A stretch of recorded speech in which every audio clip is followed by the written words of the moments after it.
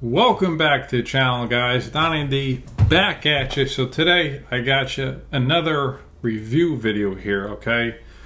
This video I've seen a few years back. This is from another jack of all trades handyman, and I've come to actually find out maybe a year or two ago that this guy is some kind of paid actor. Maybe you guys have more information on that, but he seems to not take anything seriously and kind of cut some corners. So yeah, I'm gonna watch this quick video. It's about 6 minutes long, and I'm gonna go through it with you guys and point out what I see he's doing right. Most importantly, what he's doing wrong here.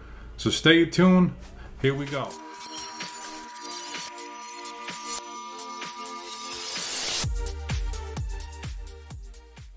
Before we get started, we have to do the first course of wall tile because that's the way our design is going to function the best.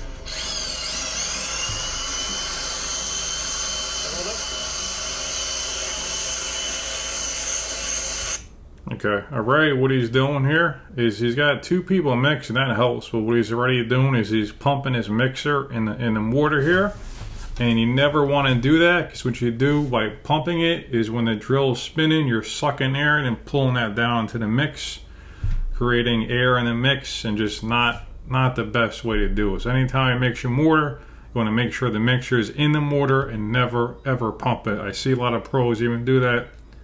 Completely wrong. Do not do it. What we've done is we just throw our level off that corner because that's where we want to start our tile.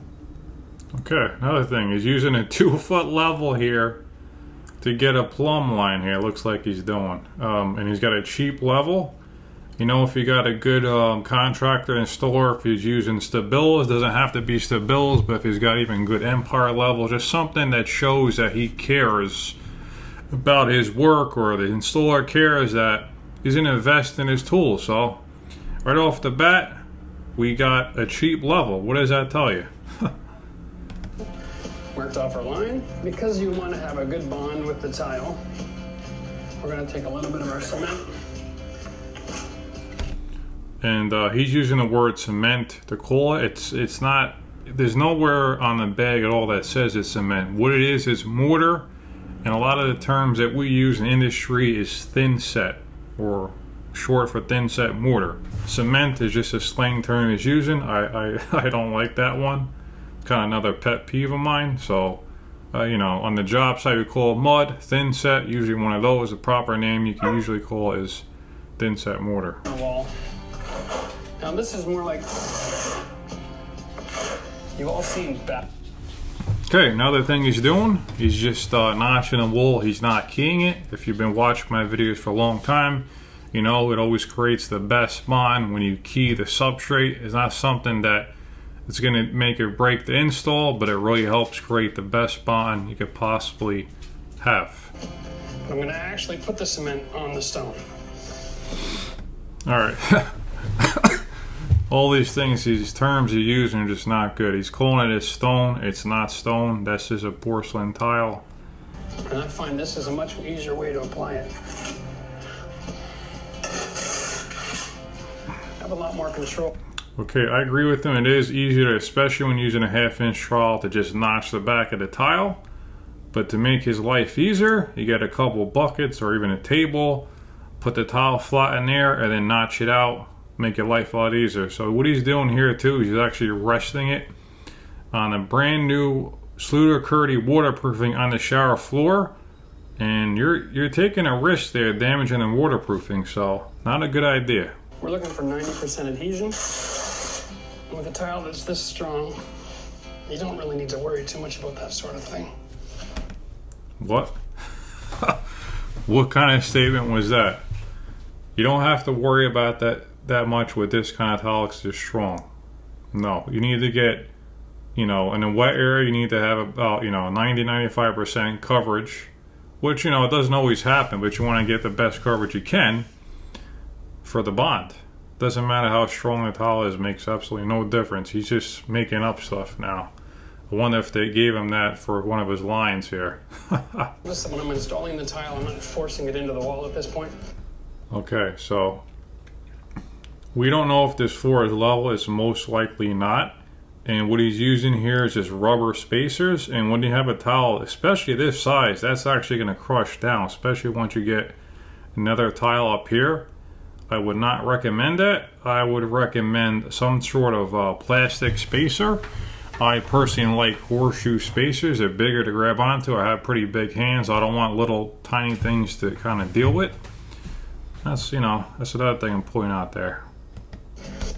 In trial and error, he's got his trowel lines on the wall going all different ways. Same thing on that tile. You always want to have your ridges going the same way, so when you push into the wall, you know, move it around a little bit, collapse those ridges, gets really good coverage. It allows a way for the air to get out. Okay, you don't want to trap that, you want to collapse them. And really, the only point of the trowel is to bond to the wall. I mean, you can make up little areas here and there that are low or high, whatever, but ideally, you're just trying to bond it to the wall. Just trying to stick it on there and get good coverage so it lasts a long, long time. To the wall, we're going to be using a leveling clip system, so we want to have a little bit of space in here for that. Well, if he was going to do that, he would put it in clips right now. And you need to push the tile in. You just don't want to let it float in there. It's just no good. Again, he even keyed the tile. He just went right with the notch side. So just make sure. You kidding me, right? You are kidding me. He's checking a 2-foot tile, two of them here, with 1 2-foot level. You need a shredded from end to end or a level from end to end, and then your level, whatever, however you're going to do it, to check it. What a joke. What a joke. I don't think this guy really did this whole install. He just maybe put a couple towels in, then he had someone else coming. I highly doubt he did this whole thing. And I have nice clean edges. Whoa, I just seen some. Look at this curdy outside corner. Holy cannoli, look at that bubble there. This whole curdy install is sloppy. To say the least, guys, sloppy. This is a rectified tile, rectified porcelain. It does not expand and contract. What? A rectified porcelain doesn't expand and contract. Now that's completely false statement. Every tile expands and contracts. Every substrate does. Everything. Different materials expand and contract at different rates. So that is completely wrong statement. Okay, completely false, guys. Like regular ceramic or regular porcelain. So you can go with almost no grout line. So, you know, he's making a statement that since in his mind, you know, it doesn't expand or contract, which, like I said, is completely false. You can do a tighter grout joint. Now, that is not the case. Usually, for rectified tile, people want a 1/16 joint. And yeah, sometimes you can do that. But if you go by the book and the industry standards and whatnot, rectified tile is 1/8 minimum grout joint, okay? 1/8 the minimum. Once you get into calibrated tiles, meaning your rounded edge tiles and so on, those are 3/16 minimum. So you can push the limits. You just, you know, you could have a problem, you may not. You really just got to check the tile you're working with. Sometimes the manufacturer will recommend the grout joint. So follow all those and you'll be fine. So what he's saying here, like I said, complete hogwash. Okay? Hogwash. This tile here was actually purchased end of stock. Now it's gorgeous designer stone. But the reality is that the way the manufacturers are in the world today, they make a certain amount of square feet, they put it in a container, they ship it over here, and then they make a different kind of stone. They're not making the same stone that stay on the shelf for months and years at a time. Okay, yeah, I agree with him with that somewhat. When they make tile, they make a certain amount of square feet, and that's lot, let's say 1.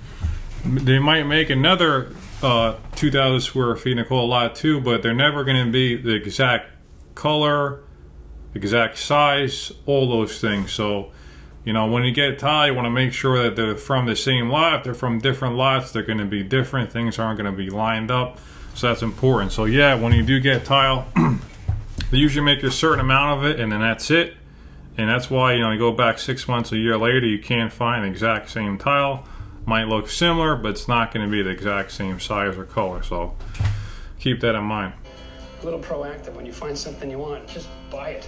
you can always bring it back. For this.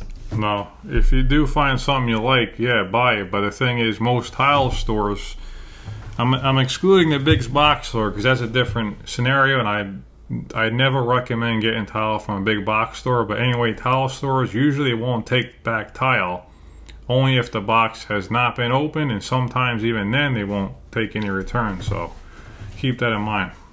Okay, guys, so that's it for this video. Another handyman type installer here. Listen to very few things that, you know, someone like this says. Now listen, granted, there is handyman out there that do things correctly, but ideally, for example, when you go to your general doctor and you got some kind of problem that he might know about but he's not going to really diagnose, what's he going to do? He's going to send you to a specialist, okay?